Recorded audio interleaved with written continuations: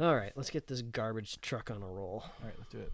It's not a bird, it's not a plane, it's Superhero Slate. It's a modern podcast where we talk about everything that's great, like movies, TV, superheroes.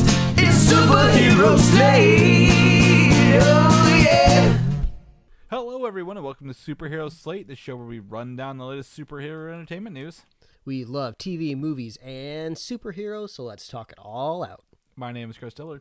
And my name is Mike Royer. And welcome to the long-awaited review of Zack Snyder's Justice League from HBO Max. I feel like a pack mule. I can't wait to get this off of my back so I can just like really stretch out and just, not be driven into the ground by the Snyder news anymore. But unfortunately, I think HBO Max got exactly what they wanted out of this. They've gotten so many weeks and days and news cycles of headlines, and they haven't stopped since Thursday. What's the new hashtag now? Restore the Snyderverse? Restore the Snyderverse or something like that. Or Zack Snyder's been doing the rounds for the press stuff, talking about Justice League 2 and 3 kind of thing. Yeah.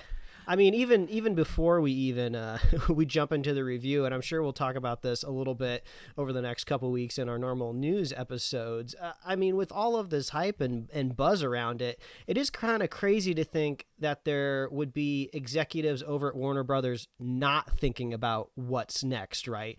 Would it exactly be a Justice League 2? I don't know, especially if it's maybe an HBO Max executive that's really kind of pushing this forward. Are we looking at like a mini series or like another special event? I don't really know, but yeah, after all is said and done, it does seem like this is not the end, and maybe this mule will get another bag of beans and rice slapped on its back, and I'm gonna have to head back up the hill in a couple months again. Yeah, well, it all depends on who's left in the DC universe by the time this is all said and done. As we know, Ben Affleck has left the role of Batman. Henry Cavill hasn't made a Superman movie since 2013. And Ray Fisher is burning every bridge he has over there as fast as he can, it sounds like. So I mean, if they do, they're gonna have to get for that mule, get a carrot in front of it, Mike, and lure him back in, if you will. But yeah, this is kind of a roundabout way to say there's been a lot in front of this movie, right? This isn't like how we normally review a film, where we're just kind of going into it as fresh as we can. It's just a new experience, we even if it's a sequel or like the third or fourth installment, at least it's something new, something we haven't seen before. But like, we've literally seen parts of this before. Yeah. We knew the gist of what the story was going to be and all of that. So there's just I feel like I've watched a couple other people's reviews since Thursday. Actually, I think the review embargo was up even earlier of that in the week. Yeah. So a lot of people, basically every review has a preamble in front of it of just people have to explain their relationship to Zack Snyder and his films. So I feel like we can lay that out real quick. And but if you really want a historical representation, we have spoiler casts of Batman vs Superman, Justice League, Batman vs Superman, the extended cut, the ultimate cut. Yeah. We are no stranger to reviewing Zack Snyder's movies twice, which is minor changes. Yeah, yes, exactly. So I mean, this movie is 4 hours long, and that's not even rounding up, Chris. That's actually underselling. Yes, it's like 4 hours, maybe 3 minutes, I think, technically on the runtime. Four and one, I believe, is what it says. 4, 1 and some seconds, if you want to get specific, but. Yeah, usually we try to go radio silence after we watch one of these, and we kind of reconvene on Sundays to really kind of do the debrief of what happened. But we cheated a little bit. We hopped into the group chat because I feel like how can you wait? I mean, there's just really, I didn't want to forget. Like, I took notes. I have 3.5 pages of notes on a legal pad because how else am I going to retain 4 hours of a movie? Well, right. This is one of those things that's also literally been over our head since we went to Comic-Con San Diego together, where there were banners flying in the air literally above our head in 2019. So this is not something that we were gonna again, this is not a brand new movie, right? We knew most of this going into it, so I feel like we could cheat and be like, yeah, it's fine. It's cool. And I feel like I have to stress when we talk about this run time, you know, some people will say like, well, you'll easily sit down on the couch and like binge like a series, but you have to understand that those are intentionally written to be accepted into chunks. And even if you do like stream them all together and maybe you're on the couch like for 8 hours on a weekend, you know, it's just mentally less taxing, especially if your series does not have a lot of speed ramping in it. That just really taxes your brain. So yeah, for me, I only took like one break right around lunchtime. So this was pretty much just straightforward all the way through, except for a sandwich break. Chris, what about you? I don't think we should necessarily delineate maybe spoilers or non-spoilers. Like, I mean, this movie, it's out there in the world. You can go stream it. You can go watch it. I don't know why on earth you'd be listening to this review if you want to watch it. The spoilers were 2017. If I was going to be completely honest, there may be a couple other things in here that'll surprise you, but I don't think they're enough to change your opinion on what the movie is one way or the other. Now, I did tell you I was very, very lucky enough this week to get my first COVID vaccine through my employer. And 24 hours later, this movie came out. And as I was watching it, I started getting those side effects that people talk about in the vaccine. Oh no, you're like, oh God, is this the Snyder Cut or is this the vaccine? Is this me, like, you know, dreading this? Is it, you know, what is it? So I sat down at 7 p.m., between 7 and 8 p.m. to watch it. My wife was watching it with me, but she wasn't very, like, she's like, I'm not going to stay for 4 hours. Like, this is for you. And I'm like, that's fine. So I had like severe chills and like lightheadedness for most of this movie while I was watching it. Oh, that's perfect. That's exactly what you want going into 4 hours of this. Exactly. So I'm under a blanket, and, you know, mind you, it's like 60 degrees outside. So I'm under a blanket because I've got these chills and I'm watching this movie, but I'm not giving up, Mike. I maybe went to the bathroom a couple times because you got to stay hydrated when you're not feeling well. So that was it. I didn't stop. I went from point A to point B just full force. Nothing was slowing me down from watching this movie. Like, no, nothing was going to deter me from getting this done day one, like like most of the rest of the world was. But at the end of the day, when the movie stopped, actually most of my symptoms were gone. So it was thankfully just you were a small cured. burst. Yeah. Oh my gosh, what can't the Snyder Cut do? I don't know. I at this point I really don't know.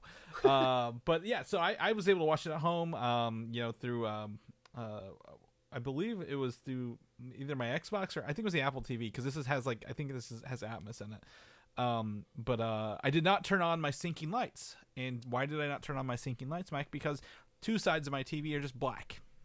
Because of the ratio this movie's in. And we've talked about this before. Yeah, that's right. I didn't even think about how like your like glowing lights around your TV do just kind of look at those edge averages, and it would just be black around there. So literally the top would be the only thing glowing, and I'm like, I can't do that. So I didn't get a full experience like I would, like, you know, watching something else. The other thing that came out this week, Falcon Winter Soldier, where I was able to do everything all at the same time, but, you know, at the same time I still able to turn off the distractions, not be on my phone, and watch this in one full go. So that was knock on wood fun. I will say the first time I went to the bathroom was 1 hour and 8 minutes into this movie, and you know how I know this?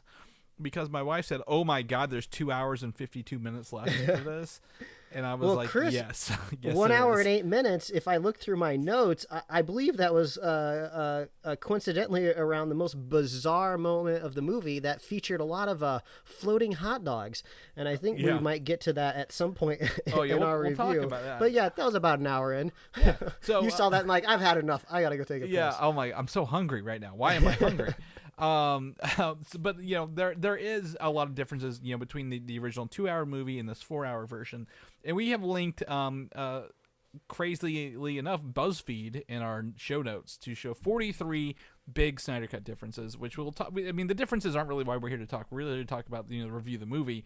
But if you're looking for those granular details that say, hey, this was the original versus this, that link will give you some of those details if you just kind of want to dive through it. But if you watch, I mean, because I have not, and I'm gonna be honest, I've not watched Justice League 2017 since it came out in theaters, Mike.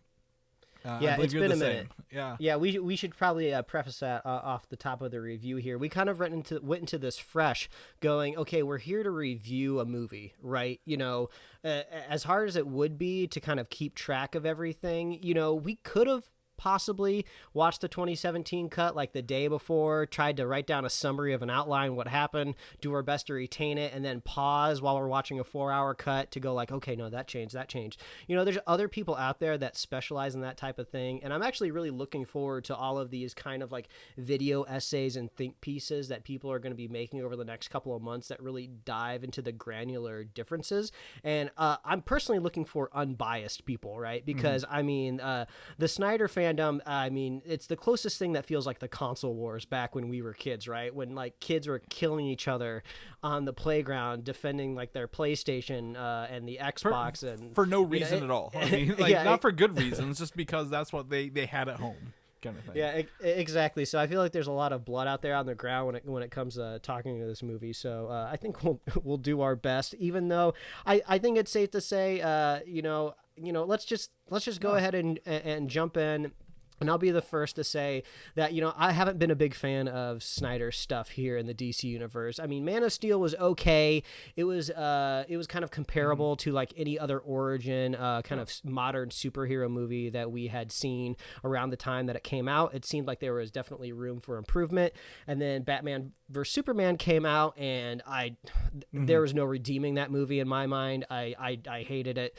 There were some cool parts in it. You know, I enjoyed some of the Batman fight scenes.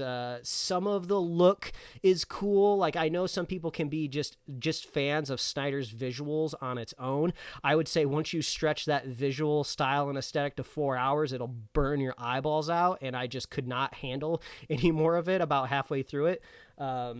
So we watched the extended version of Batman and Superman, and we both agreed that giving Zack Snyder a little bit more time helped the story overall, but I don't think it really moved the needle for either of us on the Batman extended cut. We still weren't fans of it, and surprise, surprise, the super extended Zack Snyder's Justice League, as it's literally called, not just the Snyder cut, pretty much the same experience. If you give him more time, he can develop a more coherent story, but it just didn't move the needle for me. I know, like we've just mentioned, these granular and major differences that you'll see in this film.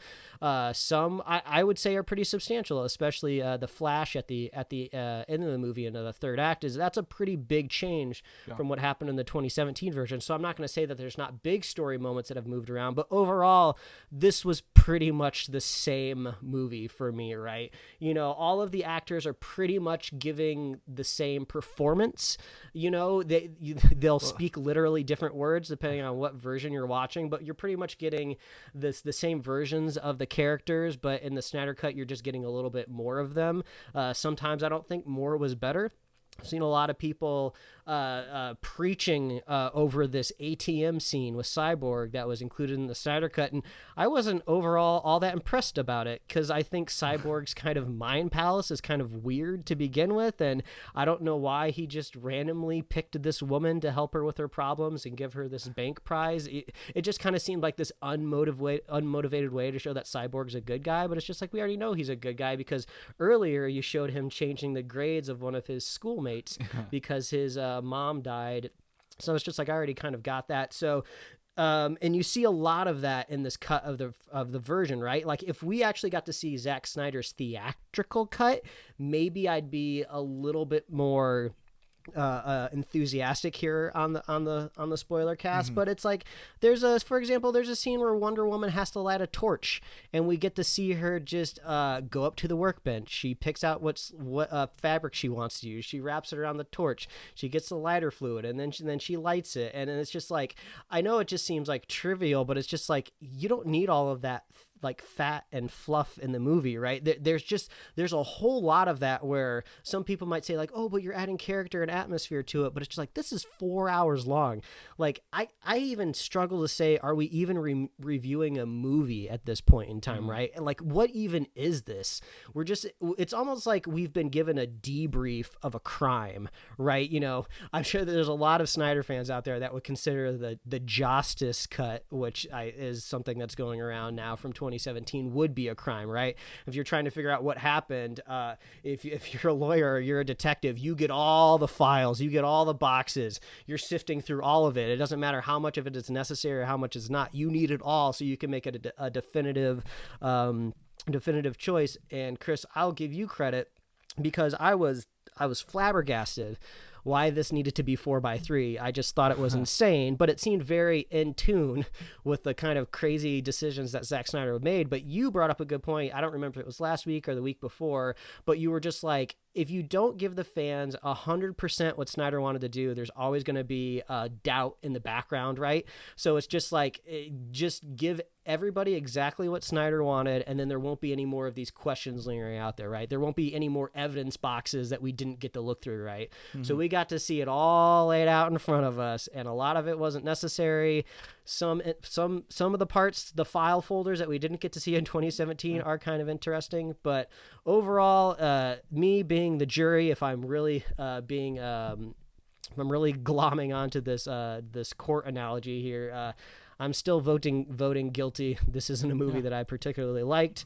I don't think I'm ever going to watch it again. There's no way that I ever casually sit down and watch this for 4 hours. If I'm going to spend like an entire weekend dedicating myself to like a franchise, I'll probably just watch the Lord of the Rings extended cut because everyone agrees that those are amazing, and you're not going to find as much drama talking about those. But surprise, surprise, if you're fans of the Superhero Slate and you listen to us talk about Snyder's previous work, I don't think this is a big surprise over here. I know a lot of people really, really went head over heels for this. I'm curious how much their opinions will change, like kind of when the rose-colored glasses, get removed. We talk about that a lot on the podcast. But, objectively, this was technically better. So if you were already a fan of 2017's Justice League and just wanted some of the Joss Whedon stuff removed, you're improving. So that's kind of where I'm at right now. Chris, I want to hear what you think, and then we'll just start talking about all this crazy stuff that I took notes on.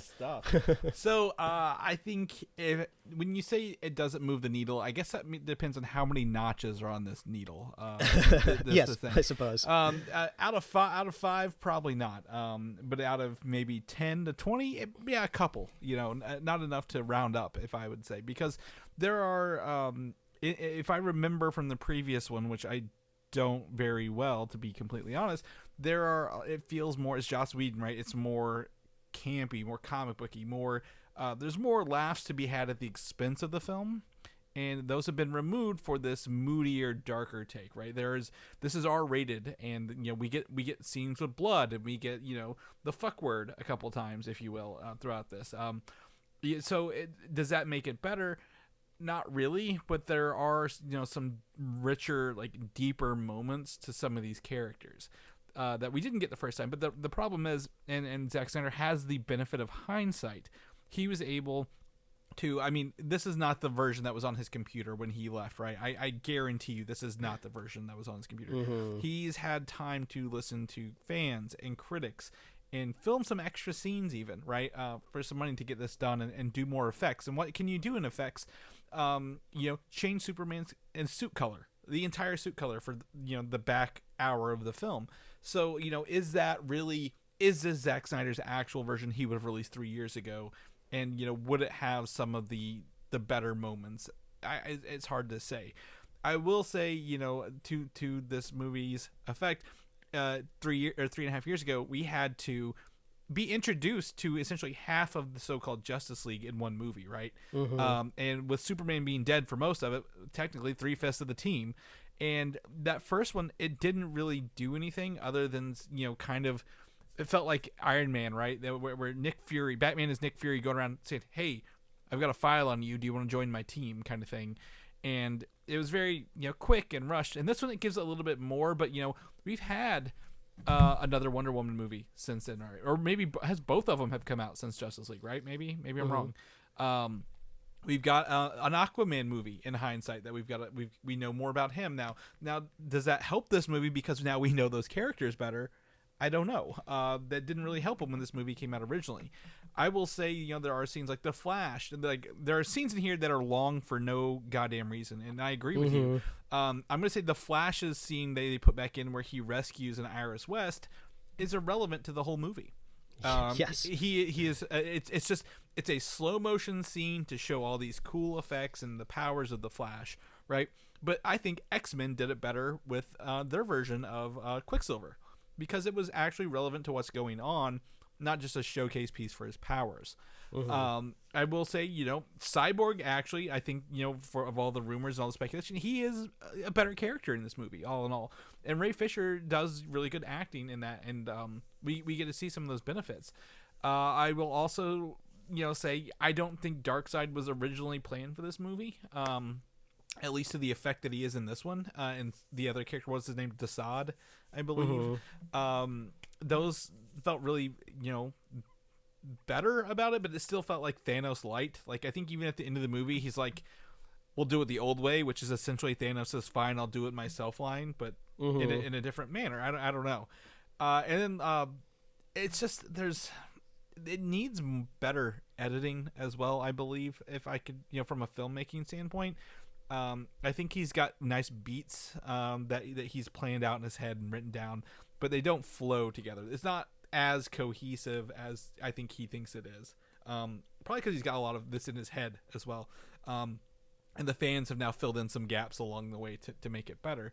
But I'm just gonna go ahead and say in the epilogue, there's another nightmare sequence, a sequel or prequel nightmare sequence from the first Batman v Superman nightmare sequence. Why is this in there, Mike? I don't know. It's because he had a cool idea and didn't know what to do with it, so he just slapped it on as a dream sequence.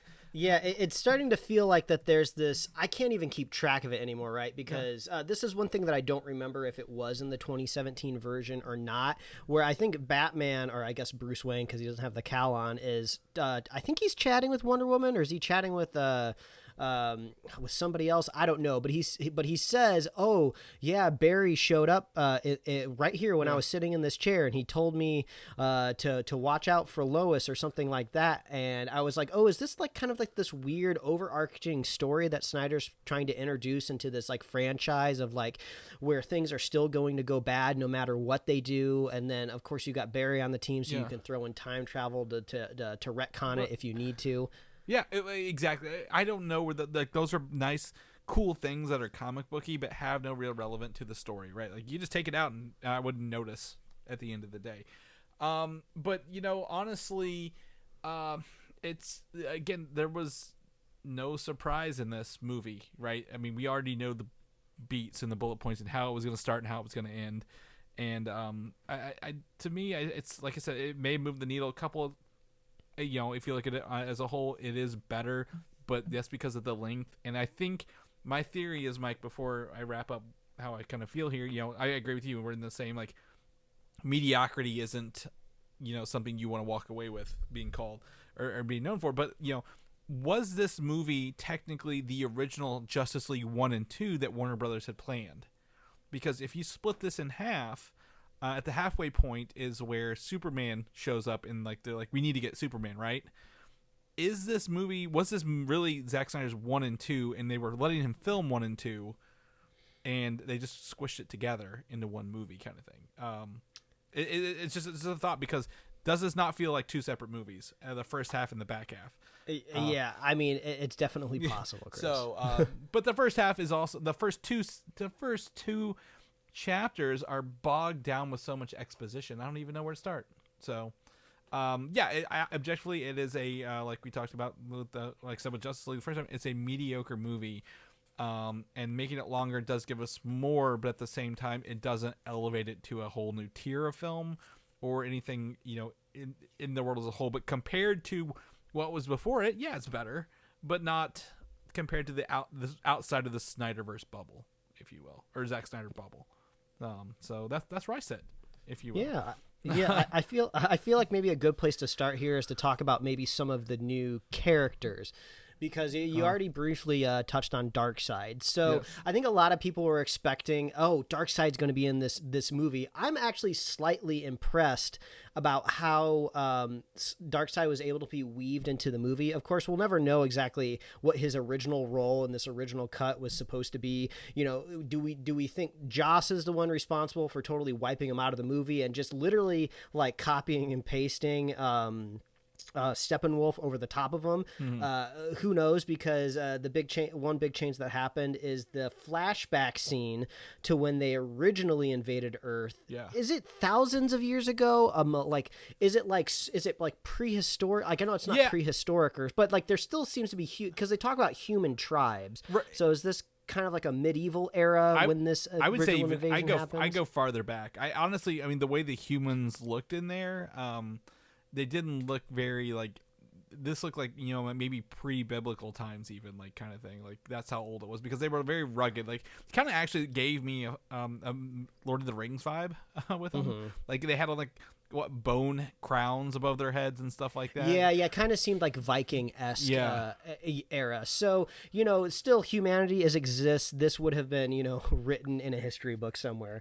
But instead of a Steppenwolf showing up to Earth, it's Darkseid, and he shows up.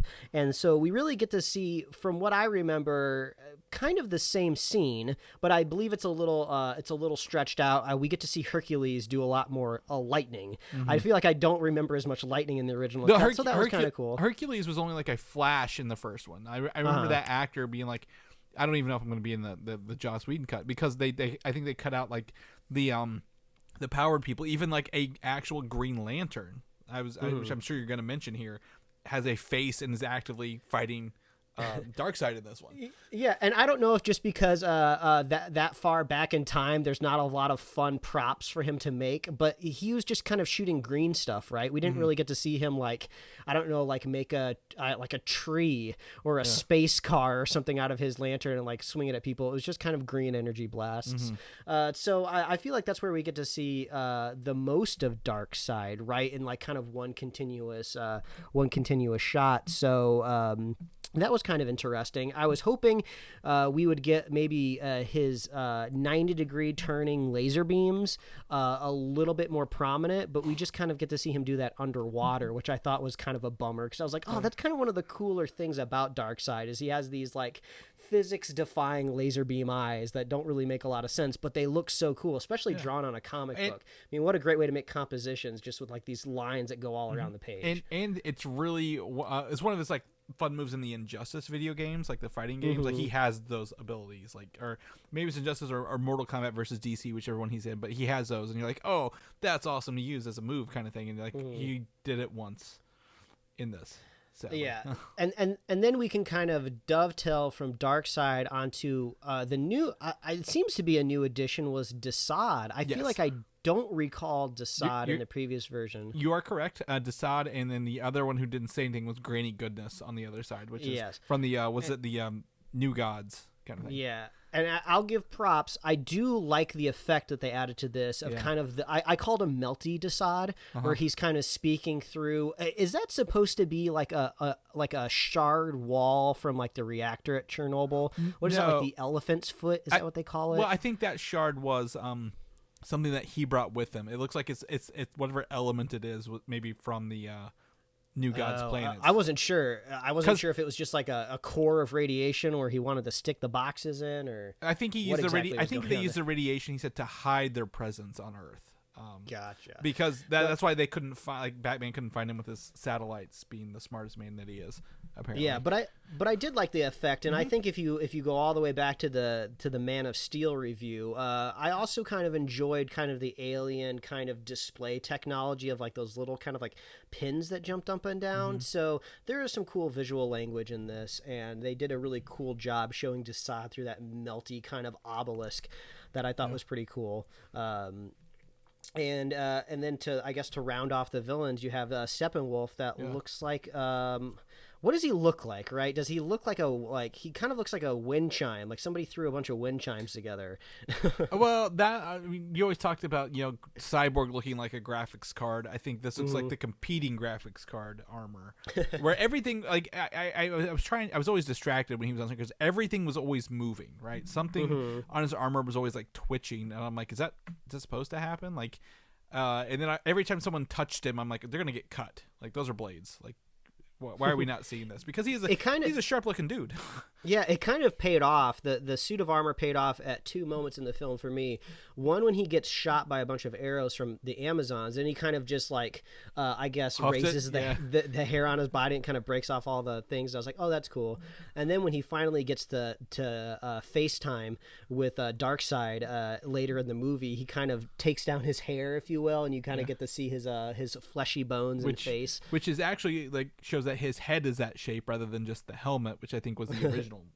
Yeah, and we get to see all of those horns either cut or broken off of his body, so it does help to know that they are connected to his head because it makes it more brutal. And they're very brittle, apparently. I mean, honestly, they're very brittle. But yeah, I mean, I think I don't remember until I'm looking at this BuzzFeed article. You have it up here for reference. The theatrical version of Steppenwolf, I didn't care about. I don't remember him at all, and his humanoid look is fine, whatever. But I mean, I think this one, whatever he looks like, he's got like no nose kind of thing going on, but I think he was more memorable as this version versus the original.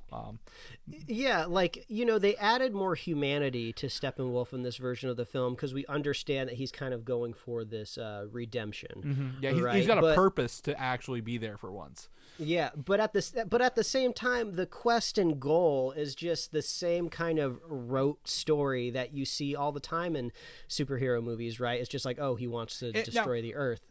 But also, here's my thing. Because it was originally Darkseid who was trying to merge the mother boxes and do the anti-life equation, which I'm sure we'll talk about more, on this planet, when Steppenwolf finds the boxes, wouldn't that mean that the equation is there anyway? Wouldn't they have already put two and two together rather than... I mean... now you have two MacGuffins in the film rather than just one. Yeah, exactly. Let's just talk about it since we're here already, because this is probably one of the biggest parts about the film that still drive me absolutely crazy. These mother boxes are insane. They make no sense. They do exactly what the plot needs them to do at any point in time. Yet they're so all powerful and all knowing that still, even in this cut, the humans only bury it 3 feet underground, and it's just like, really, you left that in there? It just shows that how dumb the humans were to begin with. Like, wow, they really rallied to fight off this alien invasion, and your ideal is just still to bury it a couple feet under the ground. And to put to that point, one of the notes I wrote down was, and then because this must carry on through humanity, because Cyborg only buried it in a duffel bag 2 feet underground. Later on in a cemetery, but he had to open the goddamn duffel bag and show us it was a mother box in. Like, we know you put that in there. Like, you opened the duffel bag to show us it's a mother box and buried it with it wide open. I'm like, this doesn't make any sense. I literally said that. I'm like, this doesn't make any sense. Why is this even in here? And the mother boxes seem to just awaken on their own. And draws Steppenwolf directly to them. Like, he does not need to find, as far as I'm aware, he does not need to find where the Amazonian one is. It calls to him, and he just boom tubes over there. And they say in the story. Now, this was kind of interesting. I do like the idea of that. The mother boxes didn't start to call out until Superman died. Like, they felt this super strong Kryptonian presence, and they wouldn't call out until he was out of the equation and it was safe for these aliens to return and invade.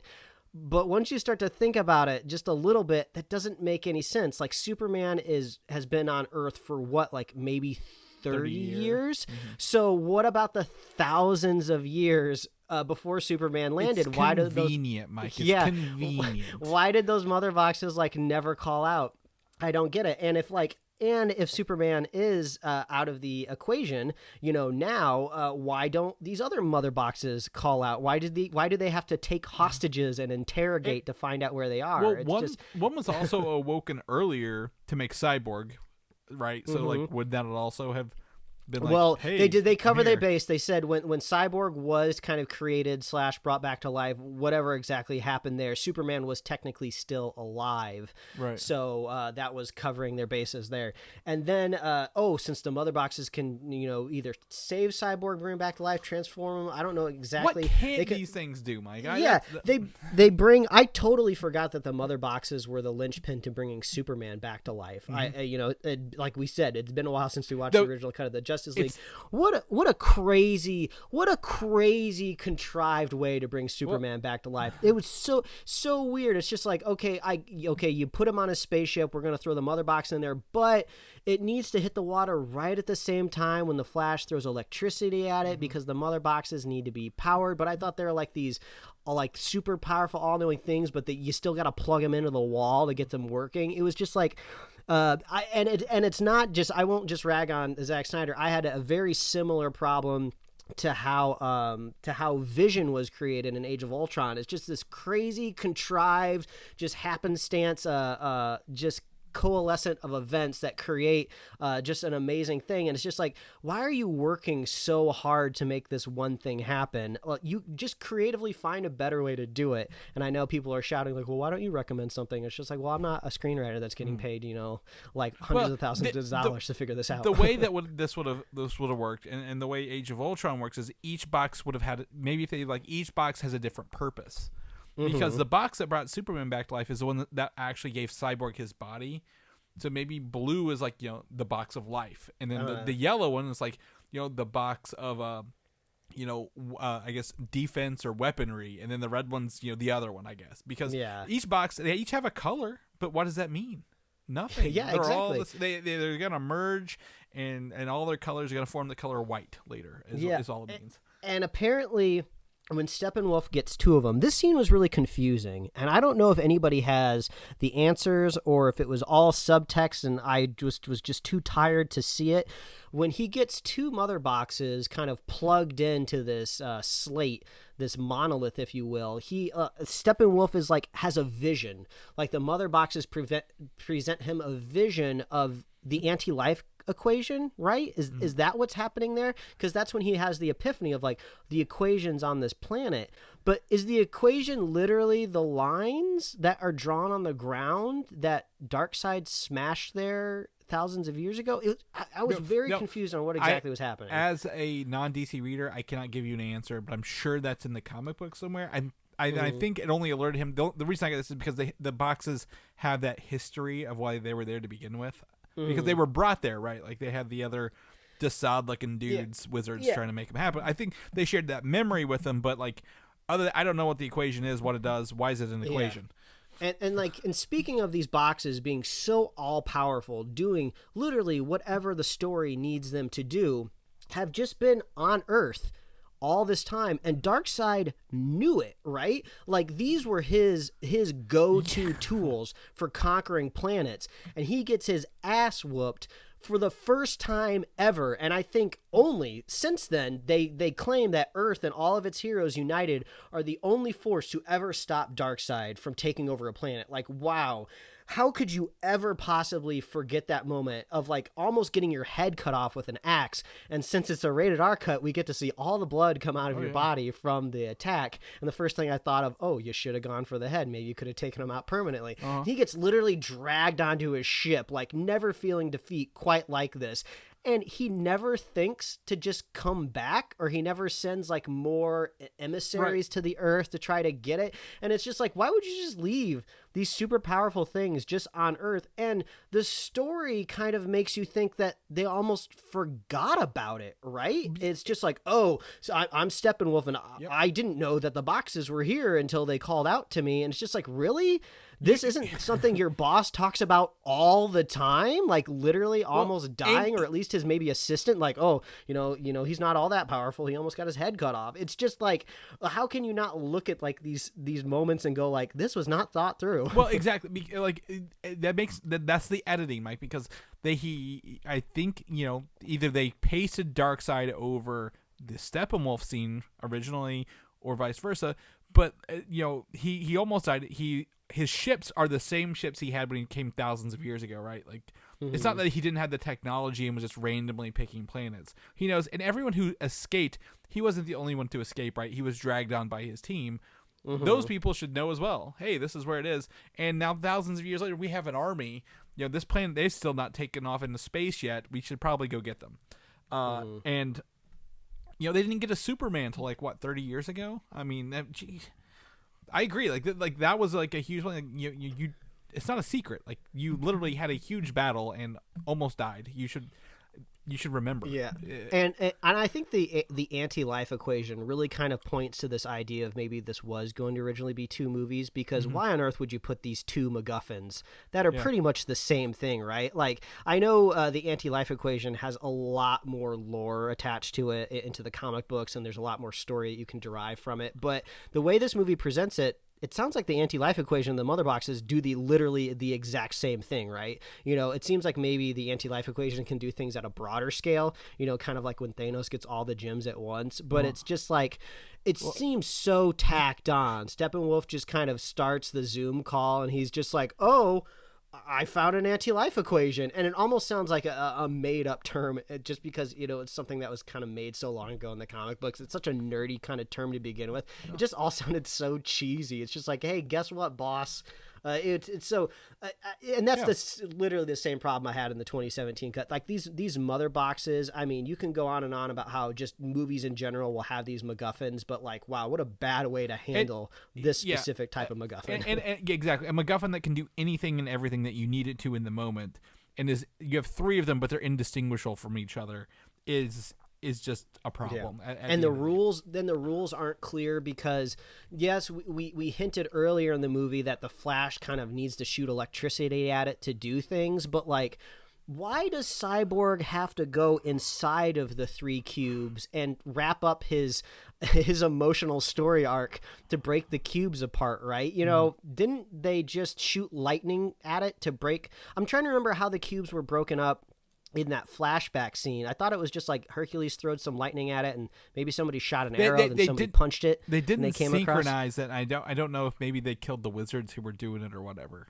Yeah, it just seemed like so cheesy. Like, oh, how should our character break up these boxes at the very end? How about he has an emotional realization, and that's what does it. He has to like merge with the boxes. And I shared the video clip with the group chat.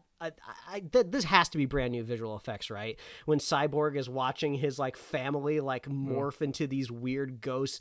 What a bizarre looking effect. That I mean, I understand visual effects artists work really, really hard and often are constrained to a timeline, but they were asked to do that, and it felt like a half a day, because that just looked like something your dog would leave in the backyard. There's like no excuse for that weird effect. That's something you would see like maybe like on the X-Files, when they used all of their production budget like on the season finale to do some special effects. Well, exactly. And my guess is they had that scene filmed with those three actors together, and then they couldn't get them back, so they're like, how do we do this? Oh, just CGI them into these creatures or whatever. And what a critical moment in your film to go with the weirdest visual effect in the entire film. And speaking of visual effects, I am very, very R-rated fucking happy that we didn't have to see Superman's weird ass fucking upper lip and chin from the first one, right? Like, not once was I taken out of the movie because of the bad CGI for the mustache cut. Like, that's what we needed here. Yeah, the blood hits are interesting too, right? Because with this rated R cut, you get to put blood wherever you want, and you get you get to have things look way more graphic. Like, there was a moment where an Atlantean is thrown up against a rock, and there's just like this blood smear left on the rock, and I was like, oh man. But then also later in the movie, he throws like the janitor up against a wall, and the janitor's like still like kind of alive, and I'm just like, okay, well, that guy would definitely be 100% dead, because an Atlantean threw blood on a rock, and this is just a human. He shouldn't even be moving afterwards. Yeah. He should be smashed to pieces. So you do run into a little bit of a problem. Well, I thought some of the cool stuff, in the I hate the air bubbles, by the way, that they took out of in Aquaman, like the talk, which was great. But like when he was fighting in the Atlantis area, he was literally cutting them in half, and it was showing the blood. Like I was like, I kept like, oh, where's the sharks at? Are the sharks going to show up in a moment because there's blood? I don't know. But Aquaman really didn't use his powers a whole lot in this movie. I just want to put that for Aquaman to control the sea and sea creatures, right? He just used his trident to make some waves every once in a while. Yeah, and I realize this might be a criticism that probably could have been levied on the 2017 movie because, as we said a million times, I don't remember what happened where.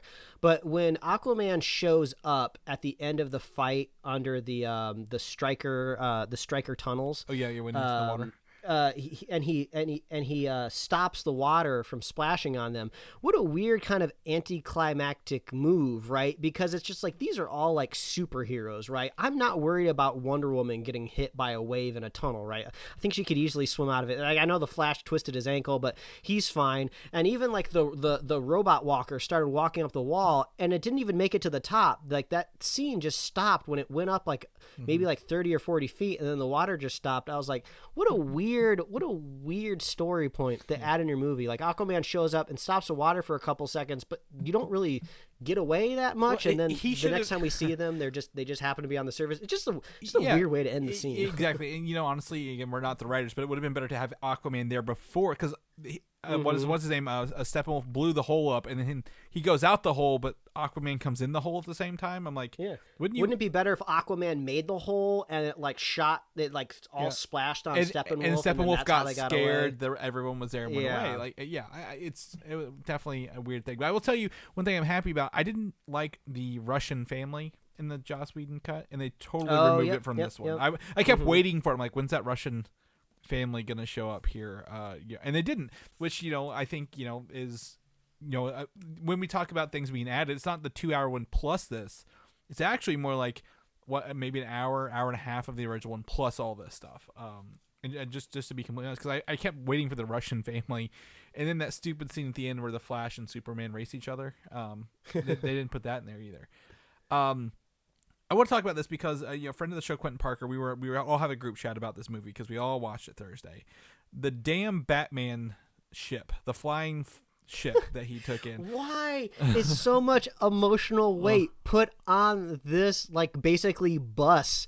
I don't understand it. Like the first time it's introduced, Bruce is just like, not even my brightest engineers at my multi-billion-dollar corporation could get this thing to fly. I'm like, oh man, this thing must be pretty freaking crazy, right? Yeah. And then Cyborg, a living machine that jacked into his other bat crawler, got it moving instantaneously. Yeah, he's like, it's a software issue. I'm like, he shows up and he's just like, yeah, I can probably fix this thing. And then I believe there's another moment where somebody talks about, they're having problems getting it up and running. Batman is still trying to fix it later with Alfred, like for some reason. Yeah, exactly. And then you think it's leading up to this huge moment. It's just like, no, it's just a bus. It's just an Airbus that gets people around. It's just crazy, especially when you have just other modern superhero movies to kind of compare this to. Like in like I'm not trying to compare it to the Marvel universe, just like Xbox versus PlayStation. That's not what I'm trying to say. But like they easily put transport ships in those movies, and nobody blinked an eye or tried to question why it existed, right? Like, why do we need to justify the existence of this transport ship when he's got like a crawling like bat train that can walk up the wall? Like, you don't need to explain to me that this thing, it just seems to be a weird way to kind of slow them down, right? Like, we got to put another hurdle for them getting onto on the other side of the planet, even though like, you can fly. Everyone can get and I told you this, everyone can get to the other side of the planet in a couple seconds except for Batman. So he is literally the slowest person slowing them down on the way to this. Well, he's a billion. He could get on a supersonic jet. He could just get on a normal jet and fly. He's probably got a bat plane. Yeah. And honestly, I'm like, I agreed with you. I was like, is this ship meant to like go to space kind of thing? Like, will this be like not the Fortress of Solitude? Was that the Watchtower kind of thing? Mm-hmm. Where it's supposed to go up in space and then they attack from space kind of thing? But no, it was literally just a bigger Quinjet. It shot some missiles at this big dome that was kind of like reminded me of, like, Stranger Things, if I was going to be completely honest.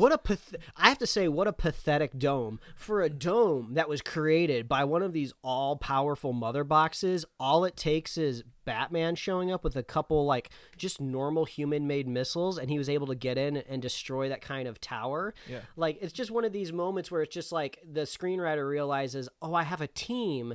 Everybody needs to do something. So what are we going to do here? Like, oh, I guess Batman can take the dome down. I guess. The people who were in, they could have, literally every one of these people could have jumped out of the ship when he broke through the dome, rather than wait for the dome to come down.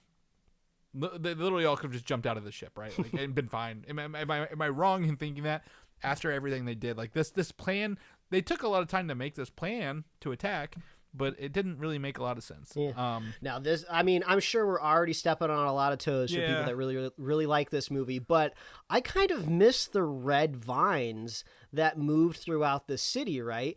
Because when they're making the charge, this assault on kind of like this main base, you know, in this version of the movie, it just looks like they're driving through like an abandoned town, and every once in a while, like a parademon shoots at them or picks them up or something. You know, in the previous version, you have like these radioactive like vines and stuff that are moving through the town. So at least there's a little bit more visual interest that they're kind of storming a castle that's unearthly, right? So I actually liked that addition in the previous version, and I was kind of sad that they were gone. Yeah, and there are still a lot of the same beats throughout the action. You know, my man, you know, kind of thing in the air. Aquaman going through the air. I do think it is time to talk about Superman in this, because we're not talking about it. And this is the part where he showed up. I actually enjoyed this version of Superman showing up than the other one. If I could be honest, because, you know, he took his sweet ass time to go pick the right outfit to fly to Russia. Why does he pick the black outfit? I don't want to mean to cut you off. No, you're good. But besides it looking cool, I'll objectively say the black suit does look cool. But why does he put it on as opposed to just any other suit? Like, is there a reason that has to be black? As far as I know, I mean, unless I blinked or if I just had a stroke while watching this 4-hour cut, there doesn't seem to be a particular reason why it's black. Yeah, exactly. He walks through the Fortress of Solitude, his ship, right? And they show him all the different kinds of Kryptonian suits, right? He even sees the red and blue one. Then he chooses the black one for no real reason other than the fact that it looks cool.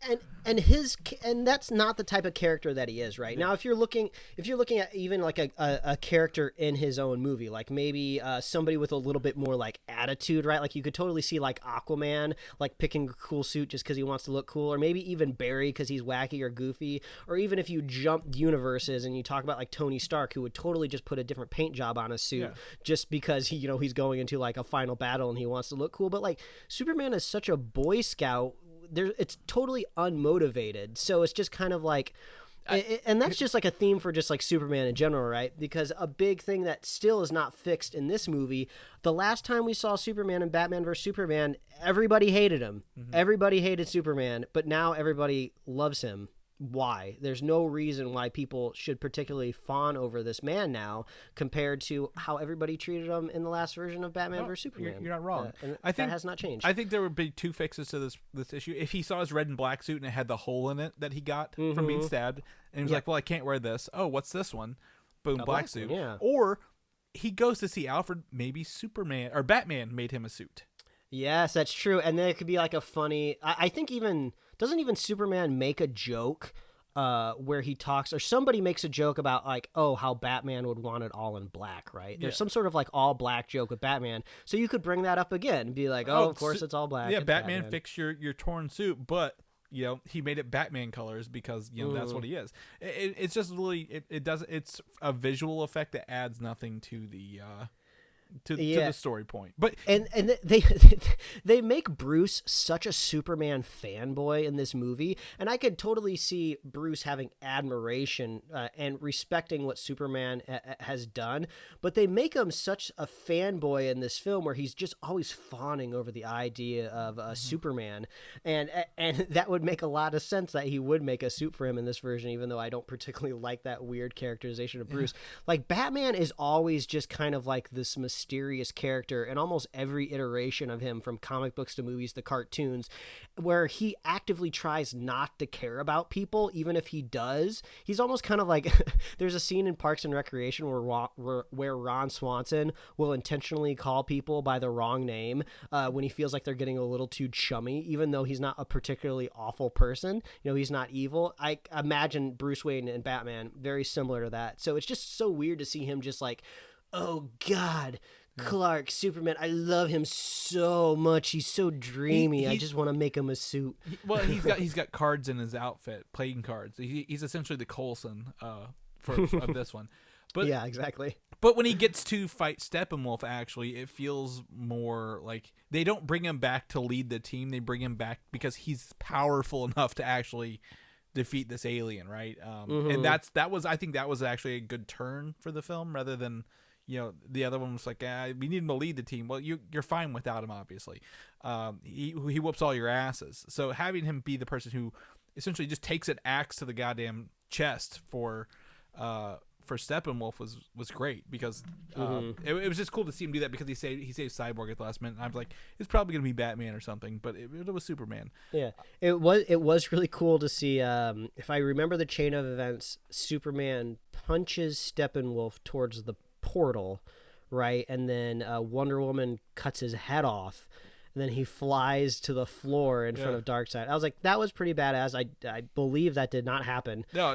Yeah, in the Justice League 2017 cut. He got hurt and then was boom-tuned back to wherever he was as he was dying.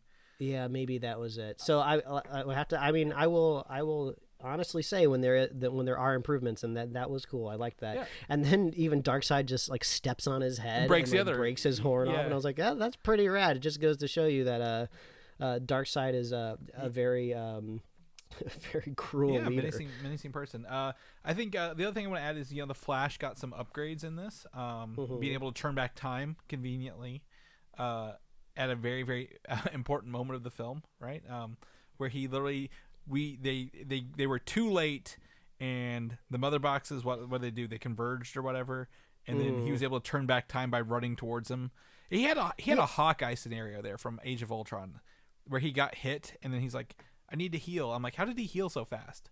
Like, but I mean, he has like he has a superhuman healing abilities, but I just thought the whole contrivance of him taking so long was a little silly, right? Like, I understand he needs to run in circles to build up speed, but they show us several times where the parademons are trying to shoot him from those big cannons, and they never hit him once, right? Because he's moving so fast. And even if you put yourself in Barry's shoes, he's running faster than he's really ever run. Everything would be super slow-mo to him. I would imagine he could really dodge anything, even like a parademon like laser cannon blast, right?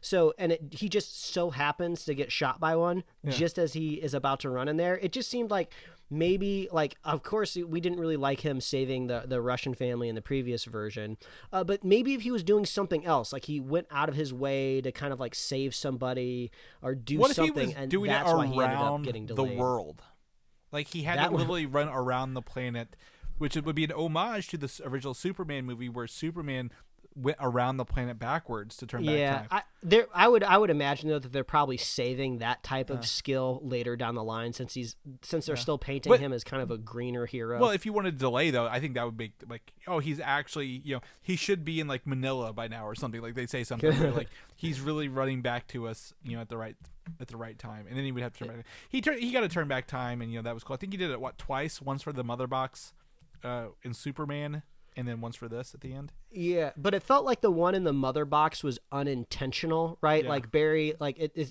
seemed like the audience was supposed to think like, oh, he didn't quite get there on time, but he's running fast enough to kind of move time back a little, kind of seeding the idea. Yeah, premonition, but like without explanation. I'm like, oh, you could have said something about this later. Yeah, and the time travel thing was pretty cool. Like I enjoyed the visual effect around it, except I don't know if this was a decision to make just because he had an R-rated cut, but like, really, Snyder, did you really need to show the nervous system and skeletal structure when you were turning back time? Like, it just seemed like very weird and gruesome.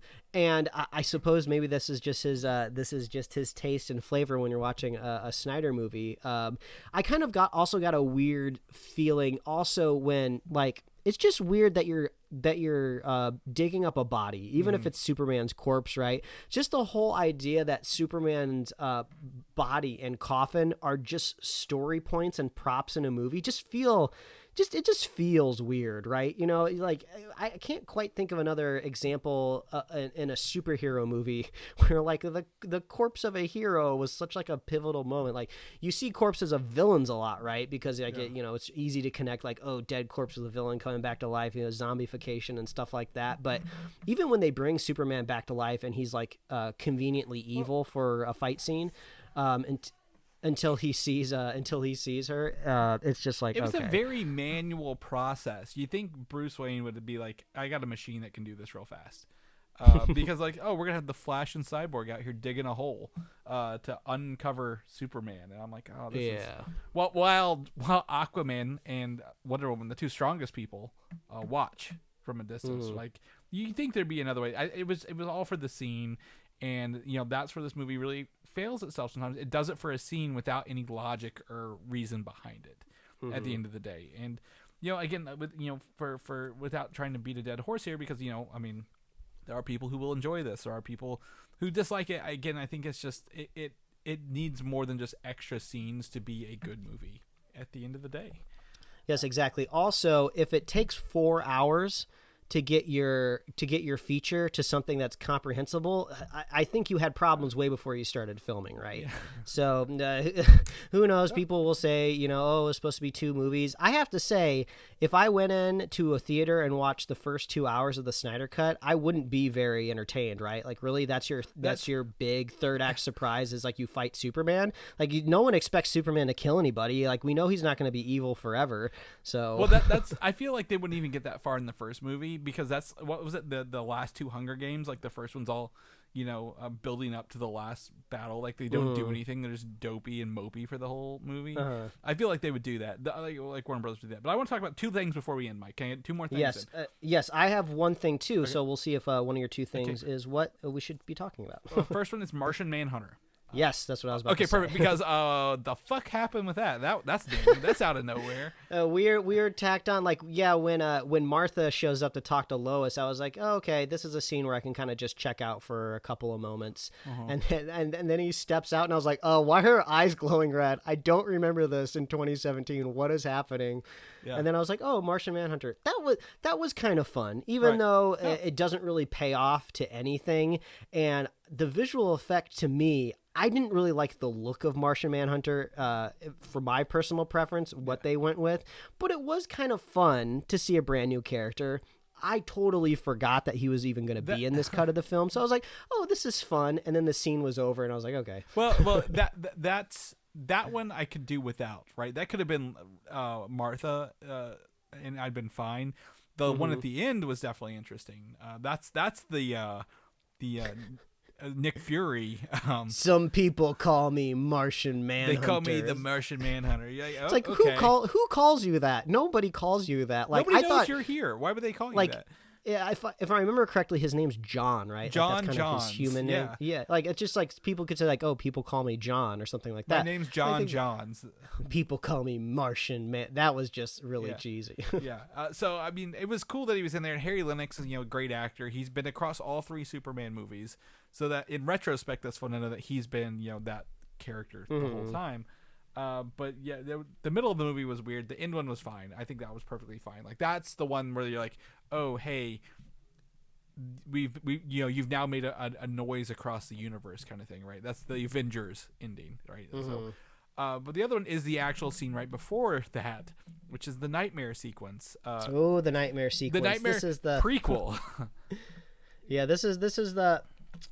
I mean, I don't know if it's even a theory or if it's already pretty obvious, but this seems like this was supposed to be maybe like a post-credit scene. This is kind of an idea of what Snyder wanted to do with the franchise moving forward. That's my guess. It maybe the third. If this was Justice League 1 and 2, the third one would have been the future, right? Like some of it, like they would spend half like Days of Future Past, half the movie in the future, half the movie in the past. Yeah, trying to reconcile something.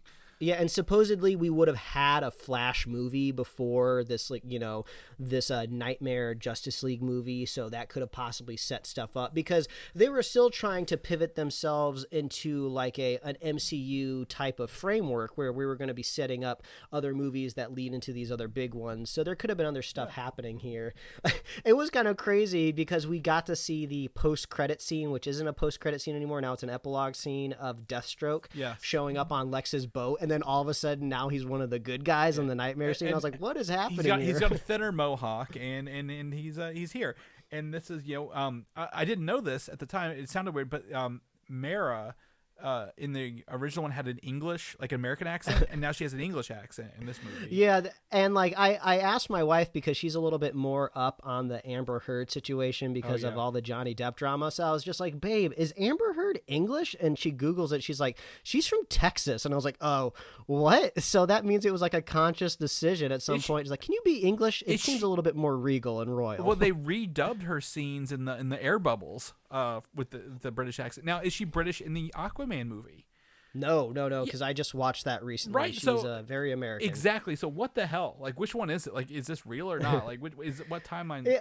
It like there's so many details to talk. I mean, like we said, we don't want to harp on it too much. But even like the lore of the Atlanteans contradicts itself in this own movie because somebody makes a brief mention of how Arthur is kind of like this hybrid of human and Atlantean, and that's what makes him able to breathe out of water, right? But then there's scenes where you see Atlanteans pulled out of the water, like on the surface and the beach, and they're not struggling to breathe at all, and they're supposed to be full bred. And I know that that kind of contradicts the notion of the Aquaman movie, James Wan's movie, and that's fine. He's allowed to kind of like rechange things if you want. But even in Snyder's own movie, he can't figure out who and who isn't supposed to breathe on land in his own movie. Well, they all make air bubbles.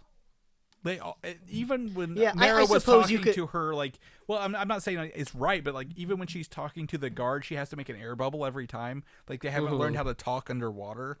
Oh, and I didn't catch this. I don't know if this is in Joss's version, but when they talk in water, they're making like little whale sounds. They're going like cheep cheep. Yep. And I was like, oh, this is so weird. So I guess this gives me even more praise towards James Wan for, good job getting rid of that. Fixing the little details. Yeah, you made Aquaman's universe a lot more tolerable. Yes, but this Nightmare prequel gives us the much swooned over Jared Leto Joker. The Joker stuff. Oh God, Chris, I read a headline on Thursday that said the Batman Joker interaction in the Snyder Cut is the best conversation Batman has ever had with a Joker in the history of Batman lore.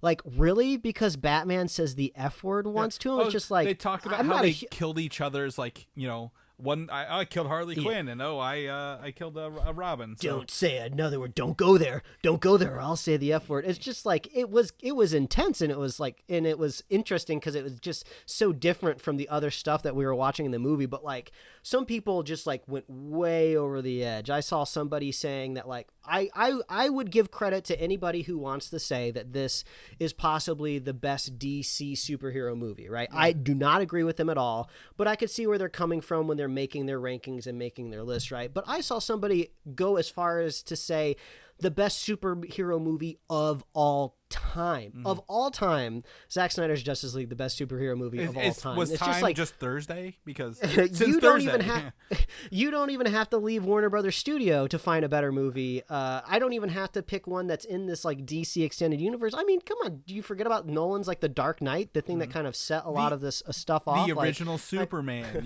Batman '89. Like, they may not be something you go to now, but those are still good movies.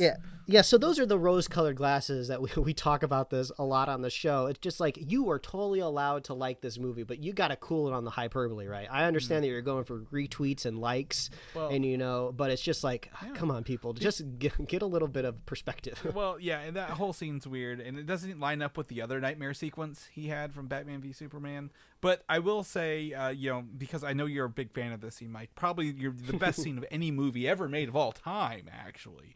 Ever written. There's more Jared Leto Joker stuff will be added to the Justice is Gray edition re-release of this. Are they real? Oh, I think we're talking about that in the news. Yes, we will be talking about that in the news episode. But there will be another release of this called the Justice is Gray edition. There's no time frame, but you know how we saw Jared Leto in the straight jacket photos and like the. Is that going to be the "We Live in a Society" cut? Since we didn't see that in this. I hope so, because we live in a society apparently, but this movie. Okay, so even if we have to extrapolate on this scene and assume that this could go forward, or if it could, what it did, why does everything always have to be on the outskirts of a city, right? Like, why do I just assumed it was Metropolis or Gotham in the background. Why do we care? At this point in time, the entire planet's been destroyed into a wasteland. It's the same background. They just reused it. Yeah. Why do we care so much about a city in the distance, right? The movies like with these big tentpole budgets, like they have the ability to go to different parts of planet Earth, different cities and stuff like that. It's just like, why are we always on like a deserted highway moving into the city, right? Give me something a little different. Are you on the BuzzFeed article still? If you go down to number 33, even the cyborg scene in the mother boxes